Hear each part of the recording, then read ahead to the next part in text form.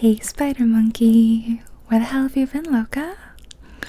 Welcome back to my channel, and welcome back to another Twilight reading video. I want to thank everyone who watched my last Twilight reading video and really liked it and commented that you wanted me to do more. As you guys know, I can't read too much of one book because I don't want people to think I'm competing with the audiobooks. So max I can do is like just a couple of videos. So this will probably be the last time I read here. I know, sad, but I had so many requests to do more that I thought we'd do another chapter together. If you missed the first Twilight video, I'll put a little link up there and down in the description so you can watch and read from the beginning, because I'll be reading chapter 2 today, so you'll have missed the whole first chapter. But if you want to hear me read an entire story that is copyright free, because it's under Creative Commons, what's it called when public domain. I recently read some Edgar Allan Poe, which is in public domain, and you can use and read it and not get in trouble. So, Twilight. Let me find chapter 2.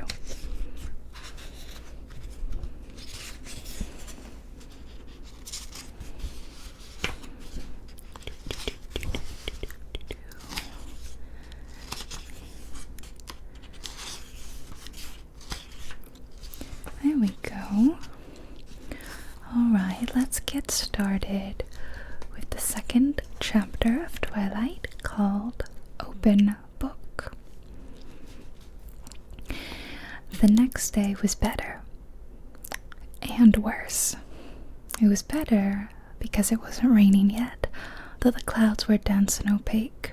It was easier because I knew what to expect of my day. Mike came to sit by me in English and walked me to my next class with Chess Club Eric glaring at him all the while. That was flattering. People didn't look at me quite as much as they had yesterday. I sat with a big group at lunch that included Mike, Eric, Jessica, and several other people whose names and faces I now remembered. I began to feel like I was treading water instead of drowning in it.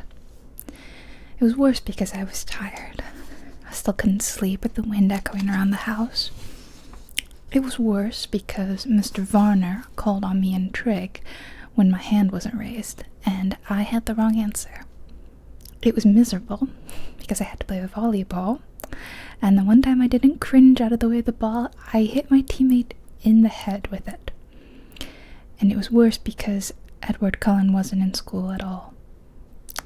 All morning, I was dreading lunch, fearing his bizarre glares.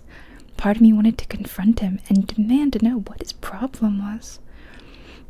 While I was lying sleepless in bed, I even imagined what I would say. But I knew myself too well to think I would really have the guts to do it. I made the Cowardly Lion look like the Terminator. But when I walked into the cafeteria with Jessica, trying to keep my eyes from sweeping the place for him, and failing entirely, I saw that his 4 siblings of sorts were sitting together at the same table, and he was not with them. Mike intercepted us and steered us to his table. Jessica seemed elated by the attention, and her friends quickly joined us. But as I tried to listen to their easy chatter, I was terribly uncomfortable, waiting nervously for the moment he would arrive. I hoped that he would simply ignore me when he came and prove my suspicions false. He didn't come, and as time passed, I grew more and more tense. I walked to biology with more confidence when, by the end of lunch, he still hadn't showed. Mike, who was taking on the qualities of a golden retriever, walked faithfully by my side to the class. I held my breath at the door, but Edward Cullen wasn't there either. I exhaled and went to my seat. Mike followed, talking about an upcoming trip to the beach. He lingered by my desk till the bell rang, then he smiled at me wistfully and went to sit by a girl with braces and a bad perm. It looked like I was gonna have to do something about Mike, and it wouldn't be easy. In a town like this, where everyone lived on top of everyone else, diplomacy was essential. I'd never been enormously tactful. I had no practice dealing with overly friendly boys. I was relieved that I had the desk to myself, that Edward was absent. I told myself that repeatedly. But I couldn't get rid of the nagging suspicion that I was the reason he wasn't there. It was ridiculous and egotistical to think that I could affect anyone that strongly. It was impossible. And yet I couldn't stop worrying that it was true. When the school day was finally done, and the blush was fading out of my cheeks from the volleyball incident, I changed quickly back into my jeans and navy blue sweater. I hurried from the girls' locker room, pleased to find that I had successfully evaded my retriever friend for the moment. I walked swiftly out of the parking lot. It was crowded now with fleeing students. I got my truck and dug through my bag to make sure I had what I needed. Last night, I discovered that Charlie couldn't cook much besides fried eggs and bacon. So I requested that I be assigned kitchen detail for the duration of my stay. He was willing enough to hand me over the keys to the banquet hall. I also found out that he had no food in the house. So I had my shopping list and the cash from the jar in the cupboard labeled food money, and I was on my way to the thriftway. I gunned my deafening engine to life, ignoring the heads that turned in my direction, and packed carefully into a place in the line of cars that were waiting to exit the parking lot. As I waited, trying to pretend that the ear-splitting rumble was coming from someone else's car, I saw the two Cullens and the Hale twins getting into their car. It was the shiny new Volvo. Of course. I hadn't noticed their clothes before. I'd been too mesmerized by their faces. Now that I looked, it was obvious that they were all dressed exceptionally well. Simply, but in clothes that subtly hinted at designer origins. With the remarkable good looks, the style of which they carry themselves, they could have worn dish rags and pulled it off. It seemed excessive for them to have both looks and money. But as far as I could tell, life worked that way most of the time. It didn't look as if it bought them any acceptance here. No, I didn't fully believe that. The isolation must be their desire. I couldn't imagine any door that wouldn't be opened by that degree of beauty. They looked at my noisy truck as I passed them, just like everyone else. I kept my eyes straight forward and was relieved when I was finally free of the school grounds. The thriftway was not far from the school, just a few streets south off the highway. It was nice to be inside the supermarket. It felt normal. I did the shopping at home, and I fell into the pattern of the familiar task gladly. The store is big enough inside that I couldn't hear the tapping of the rain on the roof to remind me where I was. When I got home, I unloaded all the groceries, stuffing them wherever I could find an open space. I hoped Charlie wouldn't mind. I wrapped potatoes in foil and stuck them in the oven to bake, covered a steak in marinade, and balanced it on top of a carton of eggs in the fridge. When I was finished with that, I took my book bag upstairs. Before starting my homework, I changed into a pair of dry sweats, pulled my damp hair up into a ponytail, and checked my email for the first time. I had 3 messages. "Bella," my mom wrote, "write me as soon as you get in. Tell me how your flight was. Is it raining? I miss you already. I'm almost finished packing for Florida, but I can't find my pink blouse. Do you know where I put it? Phil says hi. Mom." I sighed and went to the next. It was sent 8 hours after the first. "Bella," she wrote, "why haven't you emailed me yet? What are you waiting for? Mom." The last was from this morning. "Isabella, if I haven't heard from you by 5:30 p.m. today, I'm calling Charlie." I checked the clock. I still had an hour, but my mom was known for jumping the gun. "Mom, calm down. I'm writing right now. Don't do anything rash. Bella." I sent that and began again. "Mom, everything is great. Of course it's raining. I was waiting for something to write about. School isn't bad. Just a little repetitive. I met some nice kids who sit by me at lunch. Your blouse is at the dry cleaners. You're supposed to pick it up Friday. Charlie bought me a truck, can you believe it? I love it. It's old, but really sturdy, which is good, you know, for me. I miss you too. I'll write again soon, but I'm not going to check my email every 5 minutes. Relax. Breathe. I love you. Bella. I decided to read Wuthering Heights, the novel we were currently studying in English, yet again, for the fun of it, and that's what I was doing when Charlie came home. I'd lost track of the time and I hurried downstairs to take the potatoes out and put the steak in to broil. Bella, my father called out when he heard me on the stairs. Who else, I thought to myself. Hey Dad, welcome home. Thanks. He hung up his gun belt and stepped out of his boots as I bustled about the kitchen. As far as I was aware, he'd never shot the gun on a job, but he kept it ready. When I came here as a child, he would always remove the bullets as soon as he walked in the door. I guess he considered me old enough now not to shoot myself by accident, and not depressed enough to shoot myself on purpose. What's for dinner? He asked wearily. My mother was an imaginative cook, and her experiments weren't always edible. I was surprised and sad that he seemed to remember that far back. Steak and potatoes, I answered, and he looked relieved. He seemed to feel awkward, standing in the kitchen, doing nothing. He lumbered into the living room to watch TV while I worked. We were both more comfortable that way. I made a salad while the steaks cooked, and set the table. I called him in when dinner was ready, and he sniffed appreciatively as he walked into the room. Smells good, Bill. Thanks. We ate in silence for a few minutes. It wasn't uncomfortable. Neither of us were bothered by the quiet. In some ways, we were well suited for living together. So, how did you like school? Have you made any friends? He asked as he was taking seconds.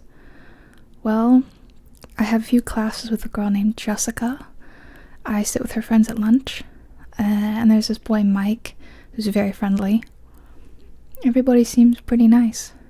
With one outstanding exception. That must be Mike Newton. Nice kid. Nice family. His dad owns the sporting goods store just outside of town. He makes a good living off all the backpackers who come through here. Do you know the Cullen family? I asked hesitantly. Dr. Cullen's family? Sure. Dr. Cullen's a good man. The kids are a little different. They don't seem to fit in very well at school. Charlie surprised me by looking angry. People in this town, he muttered. Dr. Cullen is a brilliant surgeon who could probably work in any hospital in the world, make 10 times the salary he gets here. He continued, getting louder. We're lucky to have him, lucky that his wife wanted to live in a small town. He's an asset to the community, and all those kids are well behaved and polite. I had my doubts when they first moved in, followed as adopted teenagers. Thought we might have some problems with them, but they're all very mature. I haven't had one speck of trouble from any of them. That's more than I can say for the children of some folks who lived in this town for generations. And they stick together, the way a family should. Camping trips every other weekend.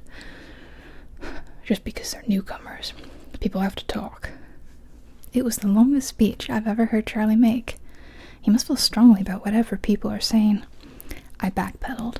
Oh, they seem nice enough to me. I just noticed that they kept to themselves.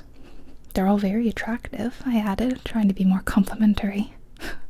You should see the doctor, Charlie said, laughing. It is a good thing he's happily married. A lot of the nurses at the hospital have a hard time concentrating on their work with him around. We lapsed back into silence as we finished eating. He cleared the table. I started on the dishes. He went back to the TV, and after I finished washing the dishes by hand, no dishwasher, I went upstairs, unwillingly, to work on my math homework. I could feel a tradition in the making. That night it was finally quiet. I fell asleep quickly, exhausted. The rest of my week was uneventful. I got used to the routine of my classes. By Friday, I was able to recognize, if not name, almost all the kids at school. In gym, the kids on my team learned not to pass me the ball and to step quickly in front of me if the other team tried to take advantage of my weakness. I happily stayed out of their way. Edward Cullen didn't come back to school. Every day I watched anxiously until the rest of the Cullens entered the cafeteria without him. Then I could relax and join in the lunchtime conversation. Mostly it centered around a trip to La Push Ocean Park in 2 weeks that Mike was putting together. I was invited, and I had agreed to go, more out of politeness than desire. Beaches should be hot and dry. By Friday, I was perfectly comfortable entering my biology class, no longer worried that Edward would be there.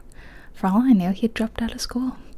I tried not to think about him, but I couldn't totally suppress the worry that I was responsible for his continued absence, ridiculous as it seemed. My first weekend in Forks passed without incident. Charlie, unused to spending time in the usually empty house, worked most of the weekend. I cleaned the house, got ahead on my homework, and wrote my mom more bogusly cheerful email. I did drive to the library Saturday, but it was so poorly stocked that I didn't bother to get a card. I'd have to make a date to visit Olympia or Seattle soon, find a good bookstore. Wondered idly what kind of gas mileage the truck got, and shuddered at the thought. The rain stayed soft over the weekend, quiet, so I was able to sleep well. People greeted me in the parking lot Monday morning. I didn't know all their names, but I waved back and smiled at everyone. It was colder this morning, but happily not raining. In English, Mike took his accustomed seat by my side. We had a pop quiz on Wuthering Heights. It was straightforward, very easy. All in all, I was feeling a lot more comfortable than I had thought I would feel by this point. More comfortable than I had ever expected to feel here. When we walked out of class, the air was full of swirling bits of white. I could hear people shouting excitedly to each other. The wind bit at my cheeks, my nose.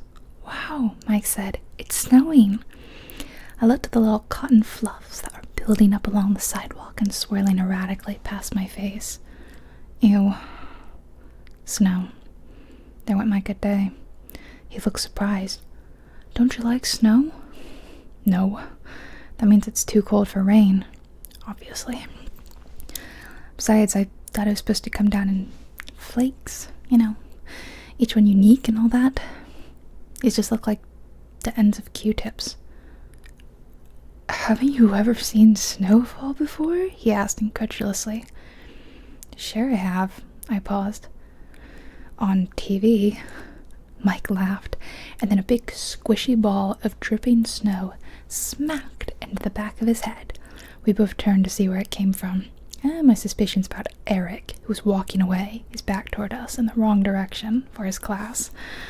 Mike apparently had the same notion. He bent over and began scraping together a pile of the white mush.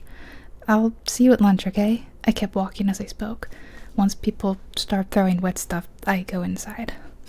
He just nodded, his eyes on Eric's retreating figure. Throughout the morning, everyone chattered excitedly about the snow. Apparently, it was the first snowfall of the new year. I kept my mouth shut. Sure, it was drier than rain, till it melted in your socks.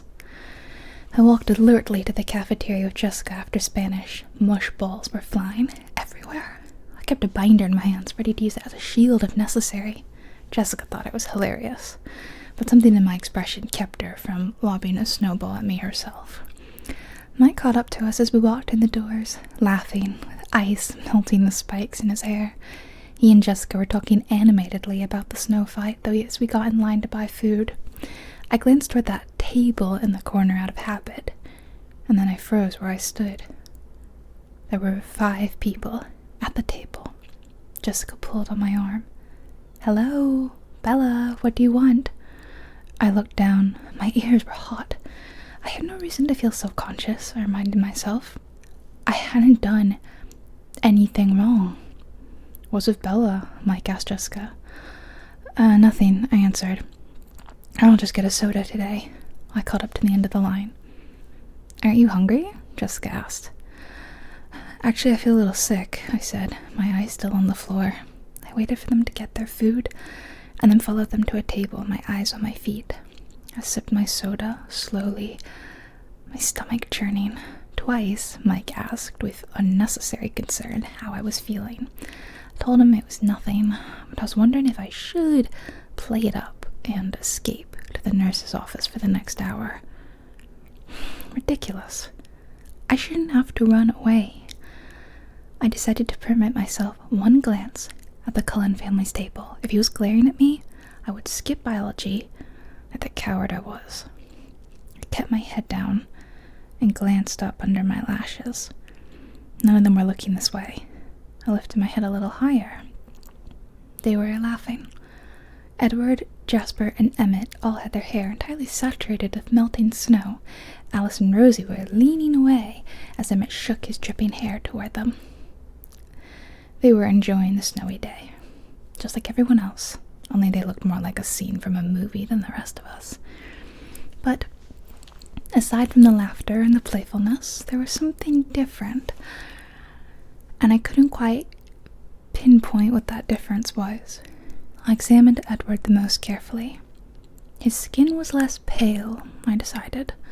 Flushed from the snow fight, maybe, the circles under his eyes much less noticeable. But there was something more. I pondered, staring, trying to isolate the change. "Bella, what are you staring at?" Jessica intruded, her eyes following my stare. At that precise moment, his eyes flashed over to meet mine. I dropped my head, letting my hair fall to conceal my face. I was sure, though, in the instant our eyes met, that he didn't look harsh or unfriendly as he had the last time I'd seen him. He looked merely curious again, unsatisfied in some way. "Edward Cullen is staring at you," Jessica giggled in my ear. "He doesn't look angry, does he?" I couldn't help asking. "No," she said, sounding confused by my question. "Should he be?" "I don't think he likes me," I confided. I still felt queasy. I put my head down on my arm. "The Cullens don't like anybody. No, they don't notice anybody enough to like them. But he's still staring at you." "Stop looking at him," I hissed. She snickered, but she looked away. I raised my head enough to make sure that she did, contemplating violence as she resisted. Mike interrupted us then. He was planning an epic Battle of the Blizzard in the parking lot after school and wanted us to join. Jessica agreed enthusiastically. The way she looked at Mike left very little doubt that she would be up for anything he suggested. I kept silent. I would have to hide in the gym until the parking lot cleared. For the rest of the lunch hour, I very carefully kept my eyes on my own table. I decided to honor the bargain I'd made with myself. Since he didn't look angry, I would go to biology. My stomach did frightened little flips at the thought of sitting next to him again. I didn't really want to walk to class with Mike as usual. He seemed to be a popular target for the snowball snipers. But when we went to the door, everyone beside me groaned in unison. It was raining, washing all traces of the snow away in clear, icy ribbons down the sides of the walkway. I pulled my hood up, secretly pleased. I'd be free to go straight home after gym. Mike kept up a string of complaints on the way to Building 4. Once inside the classroom, I saw with relief that my table was still empty. Mr. Banner was walking around the room, distributing one microscope and box of slides to each table. Class didn't start for a few minutes, and the room buzzed of conversation. I kept my eyes away from the door, doodling idly on the cover of my notebook. I heard very clearly when the chair next to me moved, but my eyes stayed carefully focused on the pattern I was drawing. "Hello," said a quiet, musical voice. I looked up, stunned that he was speaking to me. He was sitting as far away from me as the desk allowed, but his chair was angled toward me. His hair was dripping wet, disheveled. Even so, he looked like he'd just finished shooting a commercial for hair gel. His dazzling face was friendly, open, a slight smile on his flawless lips, but his eyes were careful. "My name is Edward Cullen," he continued. "I didn't have a chance to introduce myself last week. You must be Bella Swan." My mind was spinning with confusion. Had I made up the whole thing? He was perfectly polite now. I had to speak. He was waiting. But I couldn't think of anything conventional to say. How do you know my name?" I stammered. He laughed, a soft, enchanting laugh. "Oh, I think everyone knows your name. The whole town's been waiting for you to arrive." I grimaced. I knew it was something like that. "No," I persisted stupidly. I meant, why'd you call me Bella? He seemed confused. Do you prefer Isabella? No, I like Bella, I said, but I think my dad, must call me Isabella behind my back. That's what everyone here seems to know me as. I tried to explain, feeling like an utter moron. Oh, he let it drop. I looked away awkwardly. Thankfully, Mr. Banner started class at that moment. I tried to concentrate as he explained the lab we would be doing today. The slides in the box were out of order. Working as lab partners, we had to separate the slides of onion root tip cells into the phases of mitosis they represented and label them accordingly. We weren't supposed to use our books. In 20 minutes, he'd be coming around to see who had it right. Get started, he commanded. Ladies first, partner? Edward asked. I looked up to see him smiling a crooked smile so beautiful that I could only stare at him like an idiot. Or I could start, if you wish. The smile faded. He was obviously wondering if I was mentally competent. No, I said, flushing. I'll go ahead. I was showing off. Just a little. I'd already done this lab, and I knew what I was looking for. It should be easy. I snapped the first slide into place under the microscope and adjusted it quickly to the 40x objective. I studied the slide briefly. My assessment was confident. Prophase. Do you mind if I look? He asked as I began to remove the slide. His hand caught mine to stop me as he asked. His fingers were ice cold, like he'd be holding them in a snowdrift before class. But that wasn't why I jerked my hand away so quickly. When he touched me, it stung my hand as if an electric current had passed through us. I'm sorry, he muttered, pulling his hand back immediately. However, he continued to reach for the microscope. I watched him, still staggered, as he examined the slide for an even shorter time than I had. Prophase, he agreed, writing it neatly in the first space on our worksheet. He swiftly switched out the first slide for the second, and then glanced at it curiously. Anaphase, he murmured, writing it down as he spoke. I kept my voice indifferent. May I? He smirked and pushed the microscope to me. I looked through the eyepiece eagerly, only to be disappointed. Dang it, he was right. Slide 3. I held out my hand without looking at him. He handed it to me. It seemed like he was being careful not to touch my skin again. I took the most fleeting look I could manage. Interface. I passed him the microscope before he could ask for it. He took a swift peek, and then he wrote it down. I would have written it while he looked, but his clear, elegant script intimidated me. I didn't want to spoil the page of my clumsy scrawl. We were finished before anyone else was close. I could see Mike and his partner comparing 2 slides again and again, and another group had their book open under the table, which left me with nothing to do but try not to look at him unsuccessfully. I glanced up and he was staring at me, that same inexplicable look of frustration in his eyes. Suddenly, I identified the subtle difference in his face. Did you get contacts? I blurted out unthinkingly. He seemed puzzled by my unexpected question.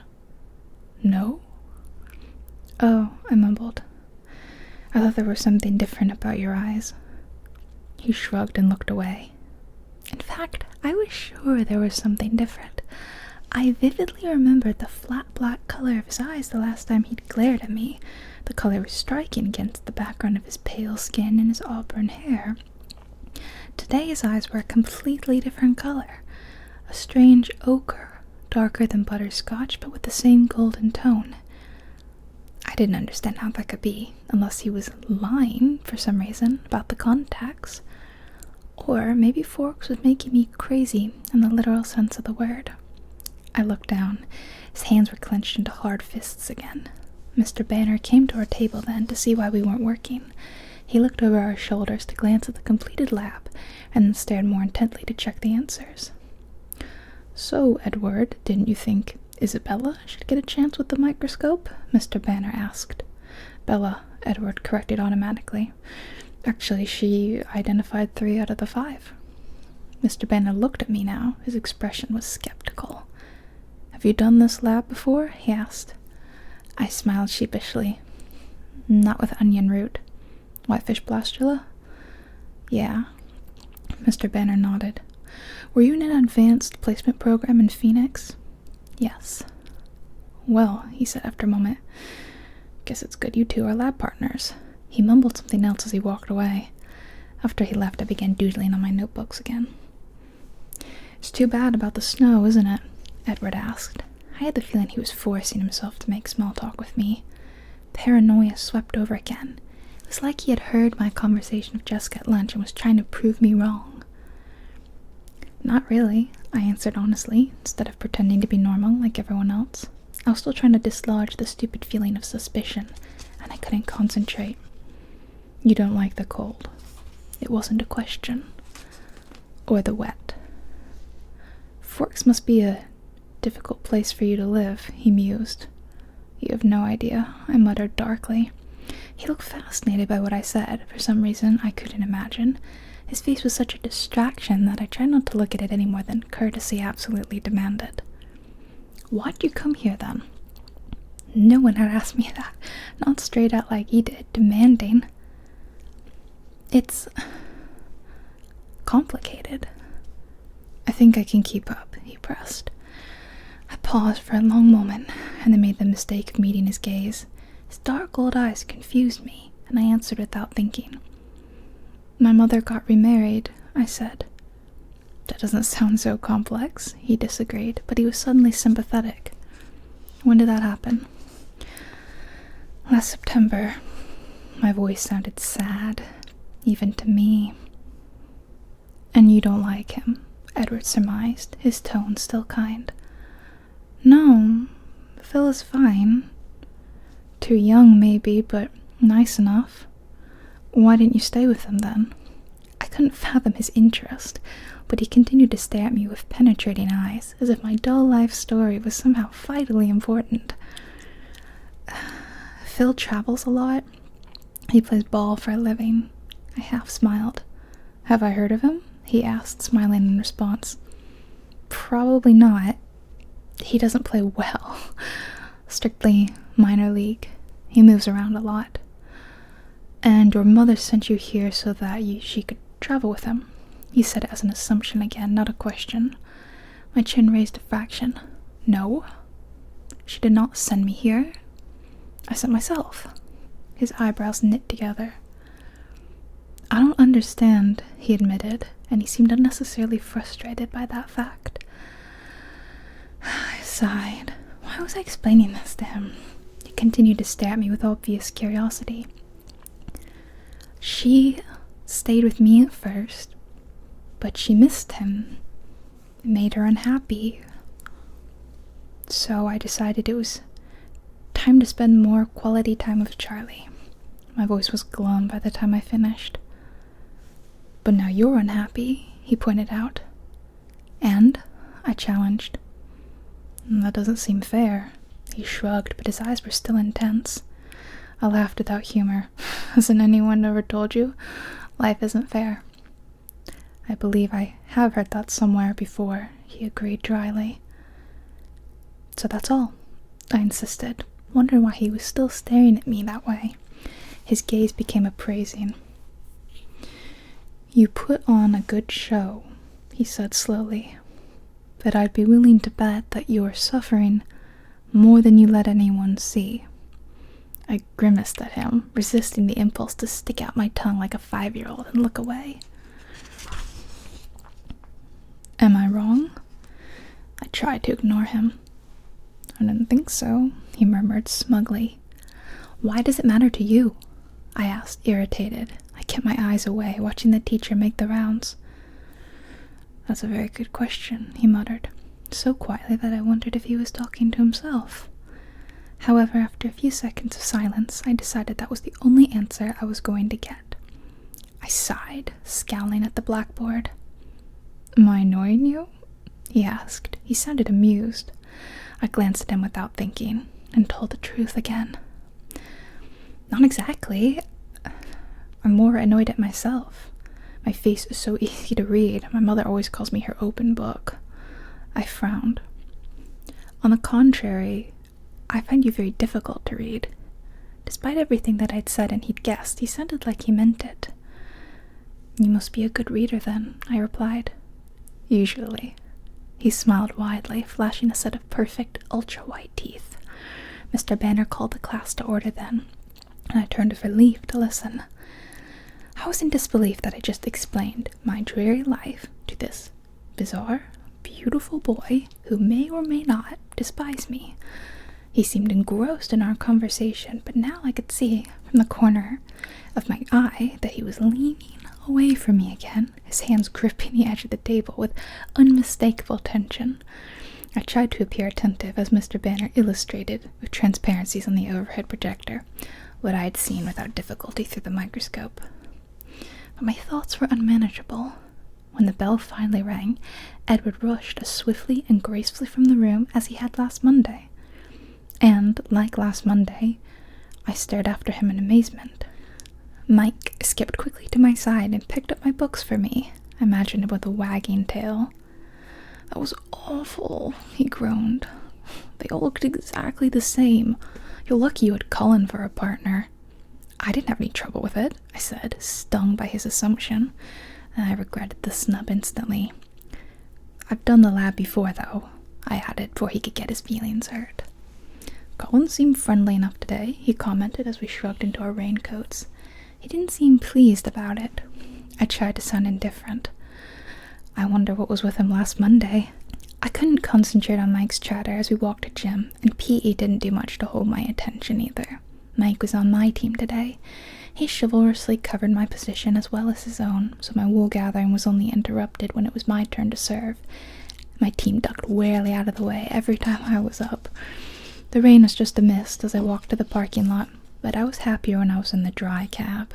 I got the heater running, for once not caring about the mind-numbing roar of the engine.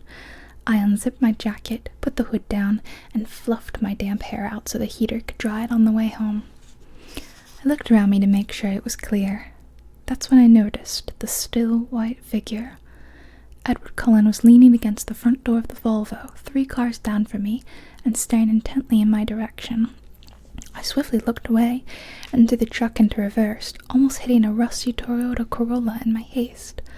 Lucky for the Toyota, I stomped on the brake in time. It was just the sort of car that my truck would make scrap metal of.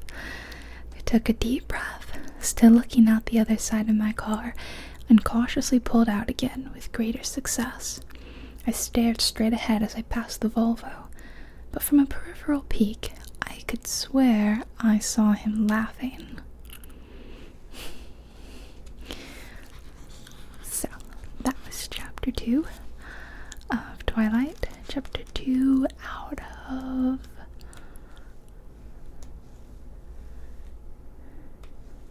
24 plus an epilogue. That's 52 pages in too. So if you have never read Twilight, or listened to it, I guess, and you're really interested at this point, I recommend giving it a read for yourself and finding out the rest that happens. If you've watched the films and you think, oh, I don't need to read it because I've seen the books, I would still definitely recommend reading it because it's kind of a different story and the characters are very different in this than they are in the books. I mean, for one, I think Edward is much nicer. Like, he's more normal. I know that's funny to say, but he's a little bit odd in the films. And he's more fun in this. Yeah, he's more fun. Okay. Alright. Well, I really hope you enjoyed that. This is for everyone who requested a part 2, and I hope it was exactly what you hoped and dreamed. A fun story, I bought this sweater a few weeks ago for, autumn weather and all that. It's very autumnal looking, and then when I put it on, I was like, I feel like Bella. It feels like a very Bella kind of sweater. I don't know, everyone says that autumn is like Twilight weather and you watch the films and all that, so that's part of why I wanted to do a second one now that the weather is crisp and cool and pumpkin spices everywhere. Okay, thank you guys so much for listening and watching. If you really like my reading videos, you want me to read other things, give me a like. comment if you feel like it. Let me know your thoughts about Twilight and the differences between this and the movies. And I'll see you guys